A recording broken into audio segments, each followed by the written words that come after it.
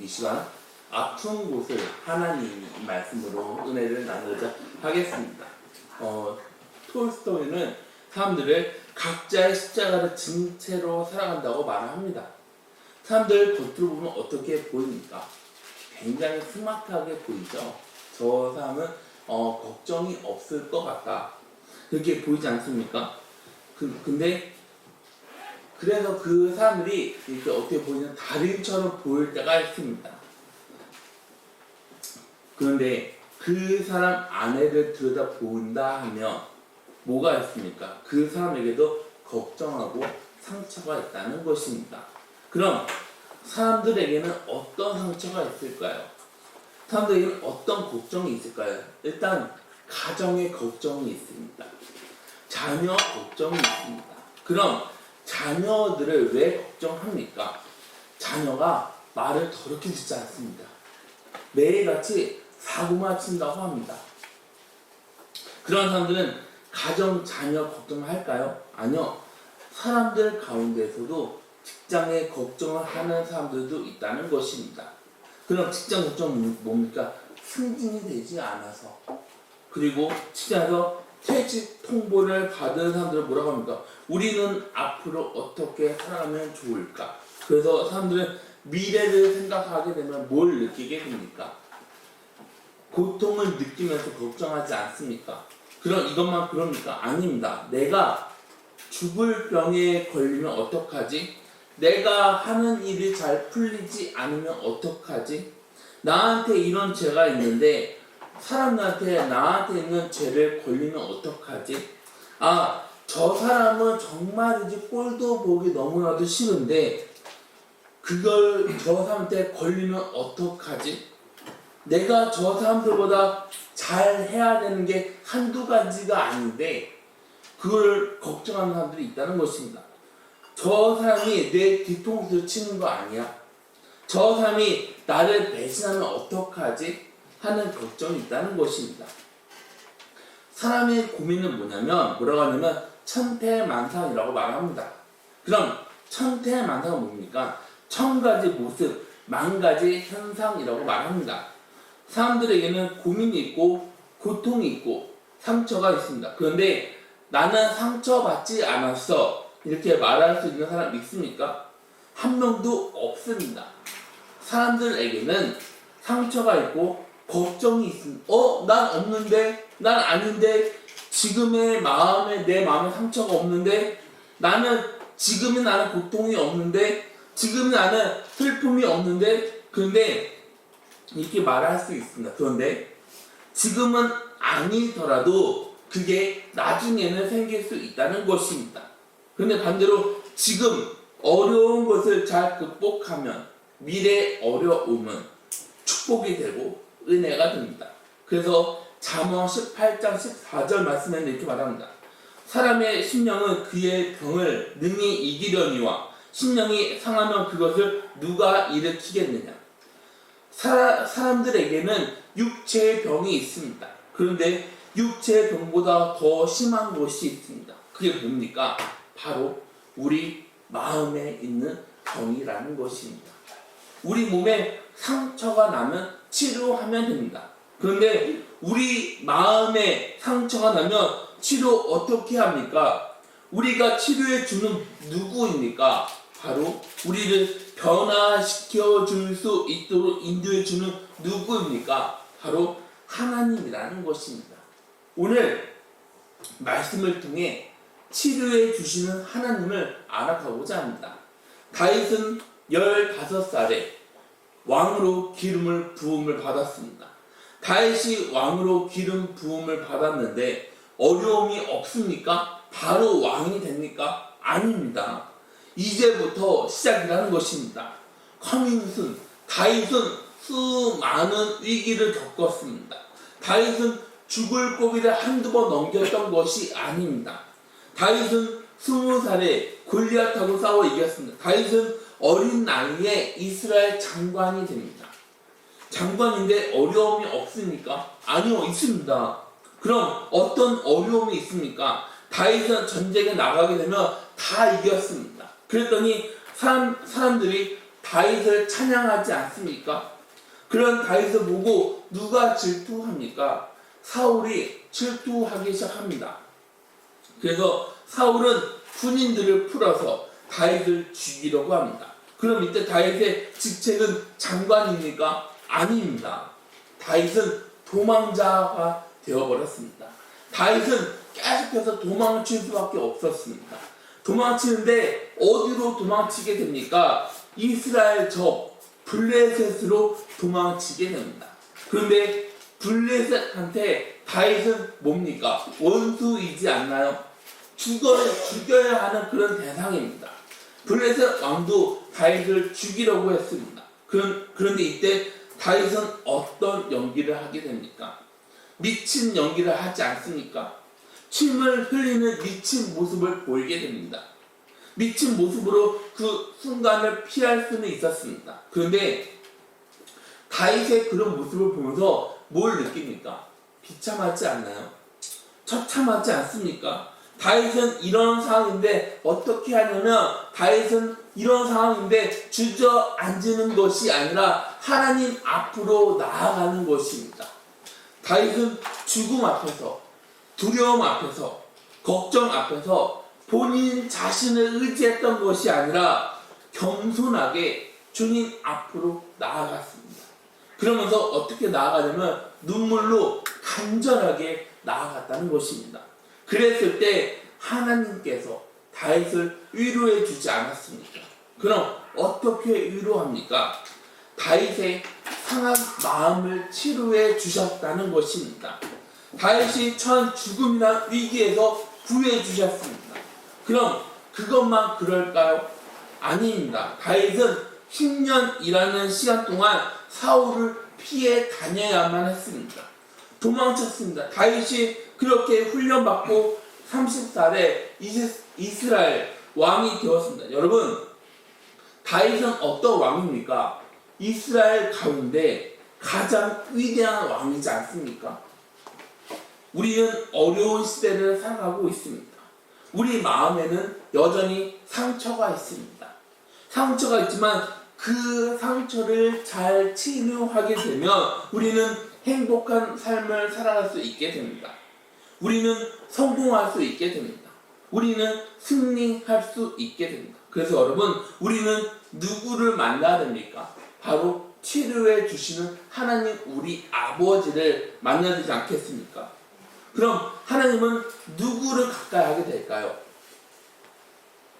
마음이 상한 사람을 가까이 하십니다.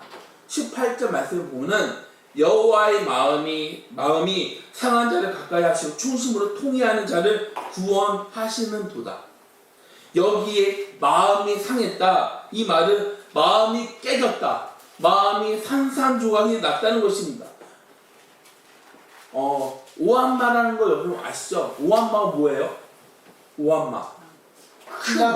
큰 망치 말씀하시는 큰 망치죠? 그 망치나 바위로 바위를 치게 되면 바위는 어떻게 됩니까? 산산조각이 날 수밖에 없습니다. 이렇게 우리 마음이 부서졌다는 것입니다. 마음이 깨졌습니다. 그래서 마음이 깨져서 아파도 너무나도 아픈 것이 아닙니까? 그리고 고통스러운 게 아닙니까? 우리는 이렇게 부서져서 어떻게 해야 할지 몰라서 망설이고 있을 때 있지 않습니까? 갈팡질팡하고 있을 때가 있지 않습니까? 그런데 하나님께서는 바로 그런 사람을 찾고 있다는 것입니다. 믿지 않는 사람들이 이런 상황이라면 어떻게 합니까? 포기합니다. 절망합니다. 낙심합니다. 우리도 그렇지만 그런데 우리는 어디로 나갈 수 있습니까?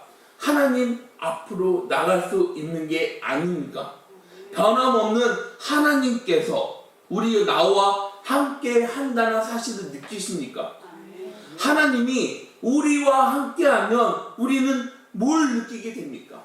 하나님의 도움, 하나님의 위로하심을 느끼게 될 수 있는 게 아닙니까? 그러면서 하나님께서 우리에게 허락해 주시는 평안을 누릴 수 있게 됩니다. 시편 51편 17절 말씀을 보면 하나님께서 구하시는 제사는 상한 심령이다. 하나님이여 상하고 통회하는 마음을 주께서 멸시하지 아니하시리이다. 우리 심령은 상했습니다. 우리 마음은 상처투성이입니다. 그런 상태이지만 하나님은 그런 우리를 찾아와서 우리를 위로해 주십니다. 우리에게 은혜를 허락해 주십니다. 마태복음 12장 20절 말씀 보면은 상한 갈대를 꺾지 아니하며 꺼져가는 심지를 끄지 아니하시기를 심판하여 이길 때까지 하리니.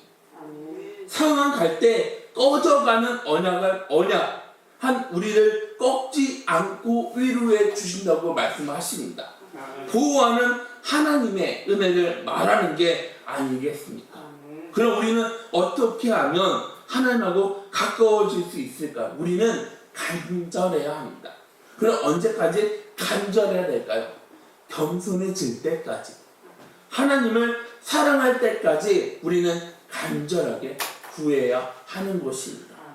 사람들은 인생을 뭐라고 하냐면 고독정식이라고 말을 합니다. 그럼 왜 고독정식이라고 말을 할까요? 내 주변에 있던 사람들이 한 명씩 떠나갑니다. 사람들하고 가깝지가 않습니다. 그런데 사람들은 내가 느끼는 고독을 신경 씁니까? 아니요, 신경 쓰지 않습니다. 그럼 우리가 예수 그리스도를 영접하게 되면 하나님의 사랑을 깨닫게 됩니다. 하나님이 나를 사랑하시는구나, 그걸 알게 됩니다. 그래서 우리가 하나님 앞으로 나가게 되면 하나님은 우리한테 뭘 주겠습니까? 바로 위로, 은혜를 우리에게 허락해 주십니다. 우리는 혼자가 아닙니다. 하나님이 저와 여러분들을 찾아주셨습니다. 하나님은 우리와 함께 하십니다. 정신병원에 한 불쌍한 소녀가 있었습니다. 이 소녀를 찾는 사람은 한 명도 없었습니다. 그래서 이 소녀는 늘 구석진 곳에서 혼자서만 있어야 했습니다. 병원에서도 이 소녀에게 어떤 판정을 내리게 됐냐면 회복불능.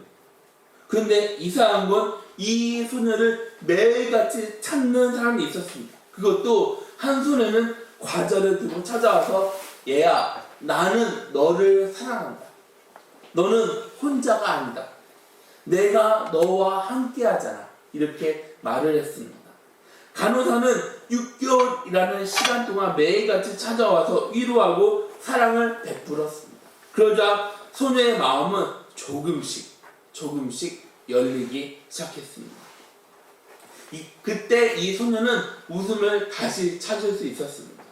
그리고 정상으로 돌아올 수 있었습니다. 회복된 이 소녀는 나도 누군가에게 사랑을 베풀어 주길 원했습니다. 그렇게 생각하고 있었는데 신문에서 앞을 볼 수 없고 들을 수 없고 말할 수 없는 어린 소녀 돌보는 사람을 구합니다. 그런 광고를 봤습니다. 그래서 이 소녀는 조금도 망설이지 않고 제가 그 일을 하겠습니다 해서 바로 그 아이를 맡아서 그 아이를 훌륭한 인물로 만들었다고 합니다. 이 어린 소녀 이름은 바로 헬렌 켈러입니다. 헬렌 켈러 스승은 앤 설리반입니다. 사람들은 어떻게 해서 이렇게 훌륭한 일을 할 수 있었습니까? 그러자 설리반 선생님은 저는 사랑을 받았습니다. 그래서 제가 받은 사랑을 나눠줄 수 있었습니다. 사랑받는 사람은 사랑받은 사랑을 나눠줄 수가 있다는 것입니다. 은혜 받은 사람은 은혜를 나눠줄 수 있다는 것입니다. 여러분은 하나님으로부터 사랑, 은혜를 받지 않았습니까? 그럼 우리는 하나님의 사랑, 은혜를 나눠줘야 되는 것이 아닙니까? 우리 주변에를 한번 보세요. 상처받아서 힘들어하는 사람들이 너무나도 많이 있지 않습니까? 그럼 그 사람들을 내버려 둬야 되겠습니까? 안 됩니다. 우리는 그 사람들한테 가서 우리가 받은 하나님의 사랑을 전해야 되는 것이 아닙니까? 우리가 하나님의 은혜를 알려서 그 영혼을 주님 품으로 인도해야 되는 것이 아니겠습니까? 하나님은 뉘우치는 사람을 구원하십니다. 18절 말씀입니다. 여호와는 마음이 상한 자를 가까이 하시고 충심으로 통회하는 자를 구원하시는도다. 여기에서 말하는 충심으로 통회하는 사람은 어떤 사람입니까? 본인의 죄를 뉘우치는 사람이라는 것입니다. 본인이 지은 죄로 인해서 괴로워합니다. 본인이 지은 죄가 너무나도 크다는 것을 알았습니다. 본인이 지은 죄로 아파합니다. 죄를 지어서 하나님을 두려워합니다. 본인한테 죄가 있어 눈물을 흘리면서 회개를 합니다. 하나님은 죄를 용서해 주십니다. 그럼 죄만 용서해 주고 끝내십니까? 아닙니다. 그럼요, 우리를 구원해 주십니다. 우리가 고난을 이길 수 있도록 우리를 인도해 주십니다. 그래서 어려움을 당해도 하나님 앞으로 나가는 사람은 구원을 받을 수 있게 됩니다. 그런데 하나님 앞으로 나가지 않는 사람들은 어려움이 생기면 어떻게 합니까? 절망합니다.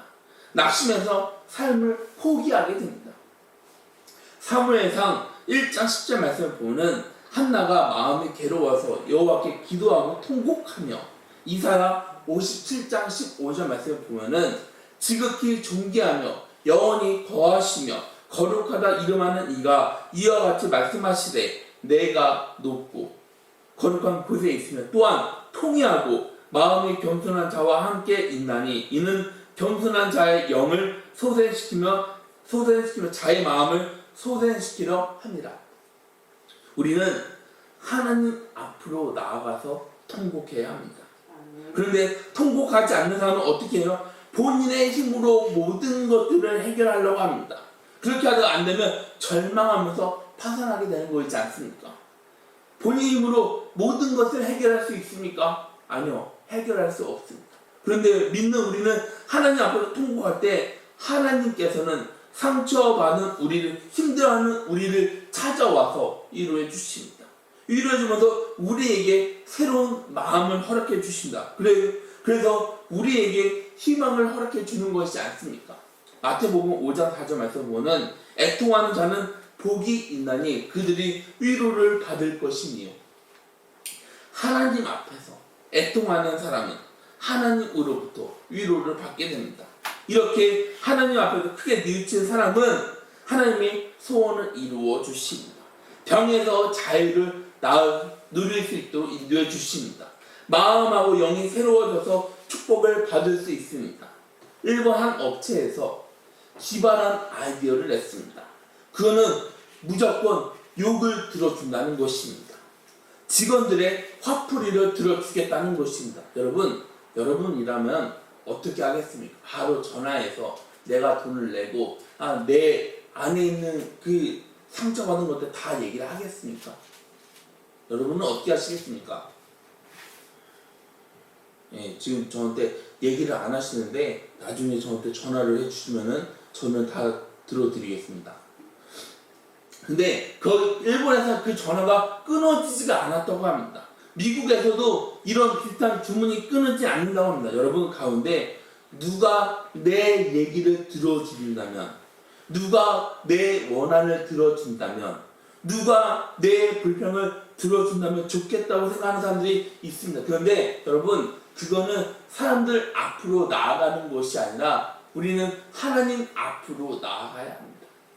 하나님은 내 연약함, 내 모든 문제들을 다 들어주십니다. 그래서 우리는 하나님 믿고 하나님 앞으로 나아가야 합니다. 우리가 하나님 앞에서 내 억울함, 내 모든 문제를 말하면 우리 마음은 어떻게 됩니까? 마치 고구마가 우리 마음에 1000개 정도가 쌓여 있는 것처럼 답답함을 느꼈던 내 마음이 풀리게 되는, 경험하게 될 줄 믿으시기를 바랍니다. 고통, 분노, 절망, 아픔, 실망이나 찌꺼기들이 우리 마음에 남아 있습니다. 그것들은 우리가 하나님한테 고백하면, 하나님한테 말하면 하나님은 우리한테 뭘 허락합니까? 평안을 허락하십니다. 우리 마음에 쌓여있는 스트레스에서 벗어날 수 있는 유일한 방법은 우리 마음에 있는 찌꺼기라는 허물에서 벗어나야 하는 것입니다. 오늘 이 시간이 바로 그 시간이 되지 않겠습니까? 하나님 앞에서 모든 걱정을 다 쏟아 버리시길 바랍니다. 그래서 이 시간 걱정 가득한 그런 시간이 아니라 은혜 가득한 시간이 다 되시길 주님의 이름으로 기원합니다. 시편 62편 8절에서 보는 백성들아 시시로 그를 의지하고 그의 앞에 마음을 토하라. 하나님은 우리의 피난처이시로다. 우리는 기도를 왜 합니까? 우리가 기도를 하는 이유는 뭡니까? 바로 하나님 저를 도와주세요. 그래서 하나님 앞에서 통곡하는 거이지 않습니까? 내 마음에 있는 것들을 하나님 앞에 토합니다. 우리가 하나님 앞으로 나가면 우리는 뭘 얻게 됩니까? 우리는 기쁨을 얻게 됩니다. 평안을 얻게 됩니다. 하나님이 허락해 주시는 위로를 얻게 됩니다. 우리가 하나님 앞으로 나가면 하나님은 우리에게 은혜를 베풀어 주십니다. 그리고 우리 모든 문제를 해결해 준다는 사실을 믿으시길 바랍니다. 하나님은 이렇게 넘겨주세요. 하나님은 건져주십니다. 19절 말씀을 보면 의인은 고난이 많으나 여호와께서 그의 모든 고난에서 건지시는도다. 사람들은 악을 저지르면서 살아가고 있습니다. 방탕한 삶을 살아가는 사람들한테 고난, 고통이 있습니다. 그리고 믿는 사람들도 고통, 고난이 있습니다. 믿는 우리는 누가 고통에서 건져줍니까? 누가 고난에서 구해줍니까? 바로 하나님께서 우리를 건져주십니다. 하나님은 우리에게 피할 길을 허락해 주십니다. 그러면서 은혜, 축복까지 허락해 주십니다. 이 세상은 악해도 너무나도 악합니다. 이 세상에는 많은 죄들이 있습니다. 그런데 하나님 앞으로 나오면 우리한테 뭘 베풀어 줍니까? 구원, 은혜를 베풀어 주시면서 고난에 있는 우리를 건져 주십니다. 그래서 시편 37편 39절 말씀을 보면 의인들의 구원은 여호와로부터 오나니 그는 환난 때에 그들의 요새이시로다. 누가 도와줍니까? 바로 하나님께서 도와주십니다. 그럼 도와주는 걸 끝입니까? 아닙니다. 원수 목전에서 상을 베풀어 주십니다. 여러분, 보험이라는 거울 혹시 아십니까? 보험이라는 거울 혹시 아세요? 되게 우리나라에서 되게 오랫동안 이렇게 거울을 만들었던 회사라고 합니다. 여기는 자산유리 회사입니다. 이 회사 사장 이용도 집사님의 간증입니다. 보험의 거울은 매출이 늘어나면서 큰 회사로 성장했습니다. 그렇게 계속 쭉쭉 나오면 참 좋은데 너무나도 좋은데 이때 IMF로 부도를 맞게 되었습니다. 1998년 1월 부도 나기 전 이 회사는 건설업체로 거울을 납품하는 한국 대표적인 거울 회사였습니다. 그런데 이 회사의 하청 중소기업에서 20억이 부도가 나는 바람에 같이 부도를 맞게 되었습니다. 회사는 망했습니다. 공장 역시 문을 닫게 되었습니다. 이때 이용도 사장은 내 삶은 이제 끝이구나. 회사는 망했어. 그런데 신기한 건 이용도 사장은 바로 교회 집사였다는 것입니다. 그래서 이용도 집사는 하나님 앞에서 나와서 이렇게 말했습니다. 하나님, 저는 여기서 끝이 나는 겁니까? 하나님, 저는 여기서 끝입니까? 하나님은 시련을 준다고 했지만 감당할 수 있는 시험을 준다고 말하지 않았습니까? 저는 이 시험을 감당할 수가 없습니다. 감당할 자신이 없습니다. 그러면서 이용도 사장은 공장 휴게실에서 직원들하고 같이 먹고 자고 하면서 새벽에는 하나님 앞으로 나왔다고 합니다. 그리고 직원들 가운데 본인 집을 담보로 대출 받은 사람도 있습니다. 그리고 이용도 사장은 채권자들 앞에서도 도망치지 않았습니다. 두려워하지 않았습니다. 그러면서 저에게 시간을 준다면 빚은 반드시 갚아드리겠습니다. 이용도 사장의 새로운 각오를 시작했을 때 채권자들은 외상으로 물건을 대주겠다면서 이용도 사장을 위로했다고 합니다. 그리고 채권자들은 이용도 사장한테 당신은 재개할 수 있습니다. 당신은 성공할 수 있습니다. 그러니 용기를 내세요. 당신은 충분히 할 수 있습니다. 이용도 사장은 모든 재산을 다 처분하고 가지고 있던 400%, 부채 비율을 190%로 낮췄습니다. 그러면서 이 사람들하고 직원들은 특수 거울을 만들어서 이영도 사장은 하나님 이 어려운 위기를 통해 새로운 제품을 만들 수 있도록 인도해 주시옵소서. 그랬더니 김서림 방지 거울을 만들 수 있었다고 했습니다. 이 특수 거울은 일본, 미국으로 수출해 수백만 달러를 벌어들이게 되었습니다. 이영도 사장은 하나님께 모든 영광을 돌려드렸습니다. 이영도 사장은 정면 돌파로 파산 위기를 극복할 수 있었습니다. 그럼 이영도 사장은 어떻게 해서 이렇게 위기를 극복할 수 있었을까요? 하나님 앞으로 나아갔을 때 이영도 사장은 모든 상황을 극복해 나아갈 수 있었다고 말합니다. 하나님 앞으로 나아가게 되면 하나님은 우리를 포기해야 하는 것이 아니라 우리를 인도해 주십니다. 우리에게 능력을 줘서 우리에게 용기를 허락해 주십니다. 하나님이 함께하는 사람은 망하지 않습니다. 하나님이 함께하는 사람은 실패하지 않고 다시 일어날 수 있습니다. 다음 넘겨주세요. 모든 뼈를 보호하십니다. 다음으로 넘겨주세요. 네. 20절 말씀 보면 그의 모든 뼈를 보호하시며 그 중에서 하나도 꺾이지 아니하도다. 뼈 역할은 뭡니까? 우리 몸을 지탱해 주는 거이지 않습니까? 여러분 만약에 우리 몸에 척추가 없다고 생각해 보세요. 그 우리 몸은 이렇게 반듯하게 설 수 있습니까? 설 수 없습니다. 하나님도 우리를 그렇게 지탱해 주십니다. 그럼 하나님은 우리 몸만 지탱해 줄까요? 아닙니다. 하나님은 우리 영혼, 우리 삶, 우리 모든 것들을 보호해 주십니다. 그럼 그것만 보호할 거 아닙니다. 우리가 꺾이지 않도록, 우리가 피해 보지 않도록, 우리가 손해 보지 않도록 하나님은 우리를 지켜주시면서 보호해 주십니다. 그러면서 마태복음 10장 29절부터 31절 말씀 보면 참새 2마리가 한 아사리온에 팔리지 않느냐. 그러나 너희 아버지께서 허락하지 아니하시면 그 하나도 땅에 떨어지지 아니하리라. 너희에게는 머리털까지 다 세신 바 되었나니 두려워하지 말라. 너희는 많은 참새보다 귀하니라. 여러분은 너무나도 귀한 존재이십니다. 하나님이 허락하지 않으면 꺾이지 않습니다. 그래서 우리는 하나님 뜻에 순종해야 할 줄 믿으시기 바랍니다. 우리가 순종하다 보면 이렇게 생각할 수 있습니다. 이거 실패하는 거 아니야? 그런데 그건 실패가 아닙니다. 이거 망하는 것 같은데 그런데 그거는 망하는 게 아닙니다. 나 죽을 것만 같아. 그런데 죽지 않습니다. 그런 가운데 왜 실패하지 않을까요? 왜 망하지 않을까요? 왜 죽지 않을까요?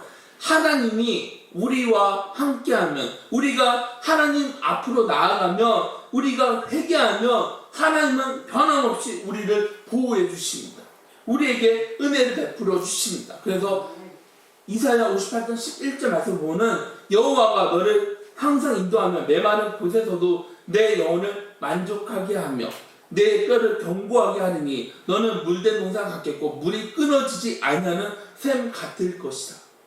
다니엘 6장 22절부터 24절 말씀 보면 나의 하나님이 이미 그 천사들을 보내어 사자들의 입을 봉하셨으므로 사자들이 나를 상해하지 못하여 싸우니 이는 나의 무지함이 그 앞에 명백함이오며 또 왕이요 나는 왕에게도 해를 끼치지 아니하였나이다 하니라. 왕이 심 기뻐서 명하여 다니엘을 굴에서 올리라 하며 그들이 다니엘을 굴에서 올린즉 그의 몸이 조금 더 상하지 아니하였으니 이는 그가 자기의 하나님을 믿었음이더라. 왕이 말하여 다니엘을 참소한 사람들 끌어오게 하고 그들의 처자들과 함께 사자 굴에 던져 넣게 하였더니 그들이 굴 바닥에 닿기도 전에 사자들이 곧 그들을 움켜서 그 뼈까지 부서뜨렸더라.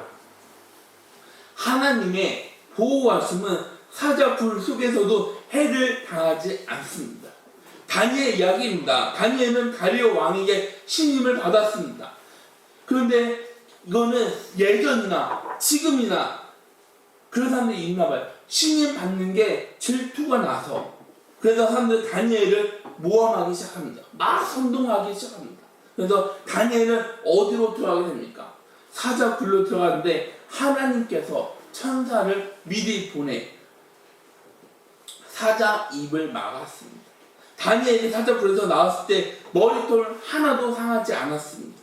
다니엘을 모함한 사람들하고 그의 가족들이 사자 굴에 던져져게 되었을 때 뭐라고 합니까? 굴 바닥에 닿기 전에 뼈까지 부서뜨렸다고 말하지 않습니까? 어려움, 고통 가운데 있지만 하나님께서 함께하면, 하나님이 우리를 보호하면 우리는 우리의 상한 곳에 치료해 준다고 믿으시기 바랍니다. 아멘. 하나님 앞으로 나아가잖아요. 하나님은 여러분은 어디를 볼까요? 여러분 바로 여러분의 중심을 보십니다. 여러분의 중심을 보고 눈동자처럼 여러분을 보호해 주십니다. 그래서 우리는 하나님의 품 안에서 벗어나면 안 됩니다. 우리는 어려움을 당할 때 하나님 앞으로 나아가야 합니다. 그리고 하나님 뜻에 순종해 나아가야 합니다. 마틴 루터는 당신의 인생의 짐을 혼자 지려고 하지 마시길 바랍니다. 하나님이 당신 짐을 대신 져 주십니다. 이렇게 말합니다. 그런데 사람들은 어려울 때 이거 내가 해결할 수 있어. 이거 내가 해결할 거야. 하지만 본인 문제를 해결할 수 있습니까? 해결할 수 없습니다. 죽었다 깨어나도 할 수 없습니다. 루터가 종교 개혁할 때 루터에게는 많은 적들이 있었습니다. 루터는 생명의 위협을 당하기도 했습니다. 그러한 순간마다 루터는 하나님 앞으로 나아갔습니다. 나가서 하나님 저를 위해서 일하시는 겁니까? 아니면 하나님을 위해 일하시는 겁니까? 하나님께서 모든 것들을 책임져 주세요. 하나님한테 모든 것들 맡기고 저는 잠자러 갑니다. 그러면서 루터는 아무것도 걱정하지 않고 모든 것을 하나님한테 맡긴 다음에 편안하게 잠을 잤다고 합니다. 모든 것을 하나님한테 맡기게 되면 편합니다. 그런데 내가 모든 것을 하겠다고 하면 걱정이 생기고 두려워지게 됩니다. 되는 거는 하나도 없습니다. 잠을 잘 수 없습니다. 이게 뭡니까? 무덤을 지갑하는 것입니다. 여러분, 모든 것들을 하나님한테 맡기시길 바랍니다.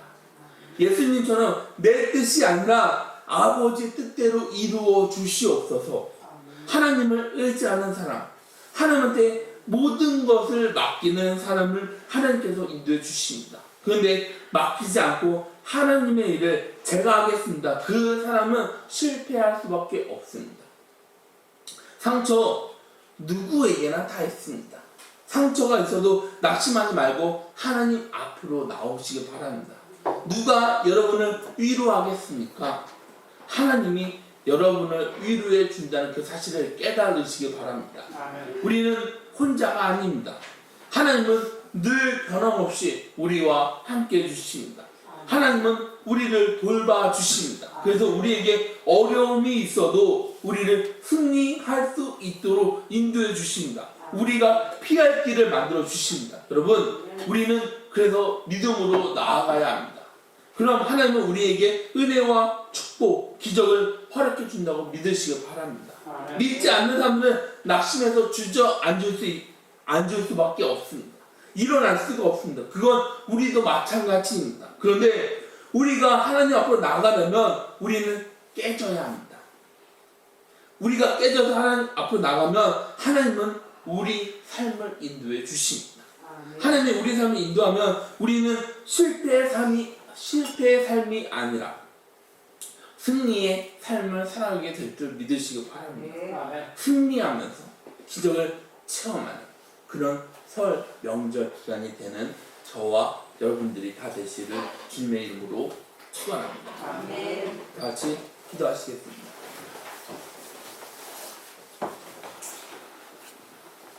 사랑이 많으신 주님, 아버지, 우리에게는 아픈 것들이 다 있습니다. 우리에게는 상처가 있고 고통이 있습니다. 그런데 그 모든 것들을 우리가 짊어지려고 하면 우리는 그 모든 것들을 해결할 수가 없습니다. 그런데 우리가 하나님 앞으로 나아가면, 우리가 그 모든 것들을 하나님 앞에 고백하면 하나님은 우리 안에 있는 상처들을 치료해 줄 뿐만 아니라 우리를 확실하게 보호해 주시고 우리를 인도해 주십니다. 그러면서 우리가 실패의 삶이 아니라 승리의 삶으로 우리를 인도해 주십니다. 우리에게 피할 길까지 허락해 주십니다. 그래서 우리는 하나님 품 안에서 살아가야 합니다. 주님, 우리 삶을 그렇게 인도해 주시옵소서. 우리 모든 것들을 주님한테 맡깁니다. 주님, 우리를 책임져 주실 줄 믿습니다. 이 모든 말씀 예수님의 이름으로 기도드렸습니다. 다 같이 함께 일어나